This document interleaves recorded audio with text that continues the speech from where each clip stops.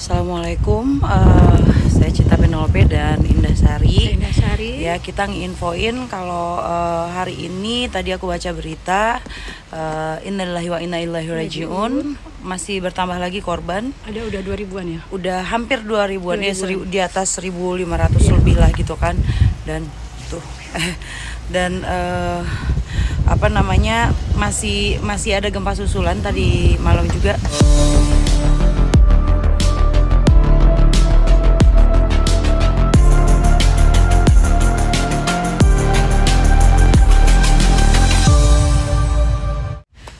Assalamualaikum, saya Cinta Penelope dan Indah Sari. Ya, kita nginfoin kalau hari ini tadi aku baca berita, innalillahi wa inna ilaihi rajiun, masih bertambah lagi korban. Ada udah 2000-an ya? Udah hampir 2000-an ya, di atas 1500 lebih lah gitu kan. Dan tuh dan masih ada gempa susulan tadi malam juga. Dan akhirnya kita nggak bisa maaf, ini anginnya kencang banget. Aku lagi di luar rumah, aku mau ngeliatin suasana di sini yang lagi badai salju ya. Yang di sini lagi badai salju, tapi di sini aman-aman aja, insya Allah aman aja. Aman. Iya, karena jaraknya Istanbul sama Gaziantep itu cukup jauh. Kalau pakai mobil itu sekitar 12 sampai 15 jam. Sebenarnya kalau 15 jam itu kayak dari Jakarta ke Surabaya. Kali ya. Iya, tapi kan dia melewati pulau-pulau, jadi kayak jauh gitu. Okay. Nah, dan itu perbatasan Suriah. Dulu aku pernah tinggal di situ gitu, di Iskenderun dan Hatay juga kena gempa juga. Dan sampai detik ini juga aku masih belum dapat info tentang WNI. Cuman sejauh ini sih kayaknya nggak ada WNI. Belum ada WNI, dan jangan sampai ada lah, insyaallah gitu lah. Semoga. Dan kebetulan gini Cinta, ada beberapa temen aku yang anak mahasiswa yang ada di Istanbul juga. Hari ini juga ada beberapa orang yang ingin pulang ke Indonesia. Sepertinya dari pihak maskapai juga mengadakan ditutup di lockdown, karena memang nggak bisa berangkat, pesawatnya juga nggak bisa landing, dan dia akan di reschedule pastinya. Dan sejauh ini aku baru bisa nyampein infonya itu aja. Insya Allah sudah lah kita aman di daerah Istanbul, di Turki aman.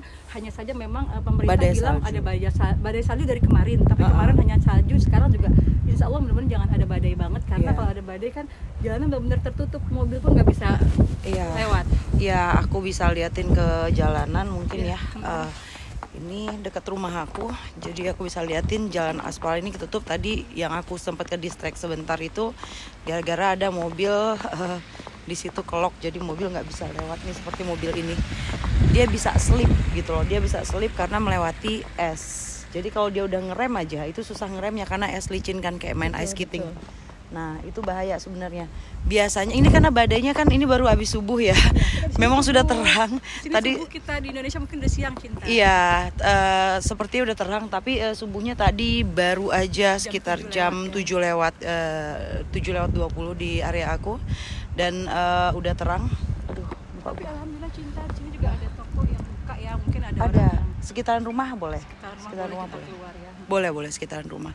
Dan biasanya pemerintah nih sebentar lagi nih kita bisa lihat jalanan ini pasti dibersihin, ada mobil yang datang buat ngeruk dan kasih air panas gitu. Jadi jalannya cair, paling nggak at least jalanan. Tapi hari ini katanya sih bener lockdown, karena nggak mungkin dalam satu hari ayam goreng, sapi panggang, lada hitam licin, ayam goreng sapi goreng.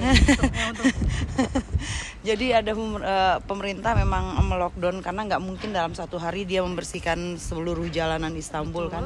Jadi emang kita nggak bisa, alternatifnya mau kemana-mana tuh nggak bisa sekarang gitu loh. Kalaupun kita bisa berangkat, belum tentu kita bisa pulang, karena mungkin pas kita pulang badai salju lagi. Kita bisa lihat ya kencengnya angin dan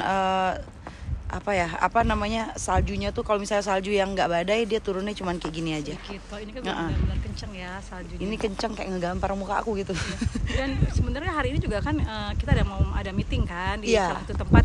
Itu juga harus kita batalin, batalin juga, karena memang kondisi jalan yang tidak mungkin kan, karena kita kan menuju ke Etiler itu butuh beberapa jam, dan jalanan itu benar-benar tertutup salju. Iya, jadi nggak mungkin mobil lewat. Dan aku juga nggak, tadinya kalau misalnya mau mobil nggak lewat, aku mau naik kereta aja gitu kan, sama naik bus terus kita naik kereta, itu lebih aman.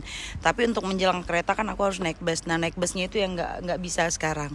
So laporan dari aku hari ini cuman itu aja ya. Aku berharap semua korban-korban gempa di Suriah juga udah ada 700 orang meninggal.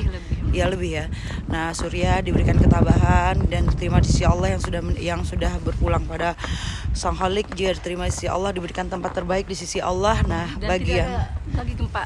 dan nggak ada lagi gempa susulan, karena ada 3 kali ya gempa susulan semalam, dan 7 komaan juga gitu. Dan insya Allah buat masyarakat yang sudah membantu tapi akhirnya terkena. Jadi aku lihat live-nya kemarin tuh banyak masyarakat kita yang bantu membuka puing-puing untuk mencari, dan akhirnya gempa susulan dan terjadi, dan dia ketiban. Dia ketiban juga. Ya Allah, kasihan banget. Dan banyak sekali orang-orang. Nah, aku sebenarnya lagi mau cari cara gimana caranya kita bisa ngirim, karena mereka tuh aku lihat nggak pakai baju, nggak pakai apa dalam keadaan seperti ini. Karena memang lagi salju juga di sana. Saljunya tebal banget. Salju tebal, coba bayangkan ya, salju tebal, terus tertimpa musibah, nggak ada makanan mungkin, nggak ada listrik juga.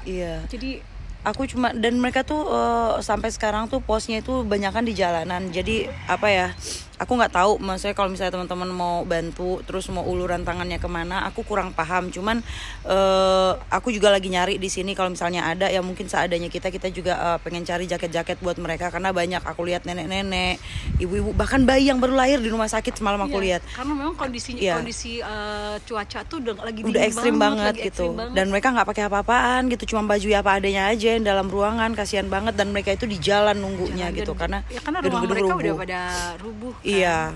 Dan buat teman-teman mungkin di Indonesia yang mau bantu untuk uluran tangan, aku nggak tahu di mana posisinya, cuman biasanya Indadari tahu kemana tempat buat kita nyalurin supaya bisa beli jaket atau ngirimin makanan gitu. Kasihan, aku nggak tega ngeliatnya. Cuman aku di sini juga aku lagi pengen confirm sama Chef Burak.